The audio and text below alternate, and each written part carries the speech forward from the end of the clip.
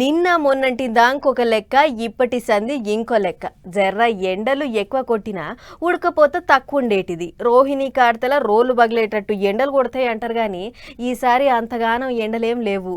వానలు తక్కువనే పడతాయి ఈసారి అన్నారు మొగులధికారులు. అసొంటియాల ఇదో సల్లటి ముచ్చటే పబ్లిక్.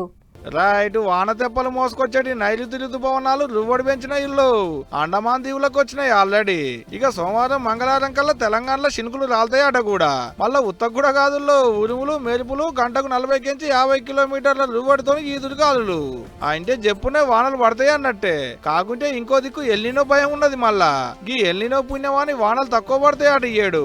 నైరుతి ఋతుపవనాలు రువ్వడి మీద వస్తున్నాయి కాబట్టి జూన్ జూలై నెలలో చినుకులు పడతాయి కానీ అటంక 2-2.5 నెలల వరకు చినుకులు రాలుడే కష్టం ఉన్నదనేది మొగులధికారులు అంటున్న మాట. పోయినేడు కూడా ఇదే కథ. ముందుగానే వానలు పడ్డాయని దుక్కులు దున్నుకున్నారు, ఇత్తులు పెట్టుకున్నారు, వరి నాట్లు వేసుకున్నారు. తీరా పంటలు వేసుకున్నాక వెనకకు వీకినాయి వానలు.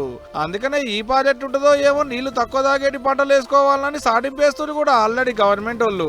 ఇక ఎట్టుంటుందో ఏమో కానీ రావాల్సిన ఋతుపవనాలు యాళ్ళకి వస్తున్నాయని మురివాలనో లేకుంటే ఎల్లినో పుణ్యమని అటంక వానలు ఆలస్యం అయితే అని బుగులు పడాలనో తెలియకుండా అయిందబ్బా రైతన్నలకు. చూడాలి మరి వానదేవుడు ఎట్ట బయటేస్తాడో రైతుల్ని.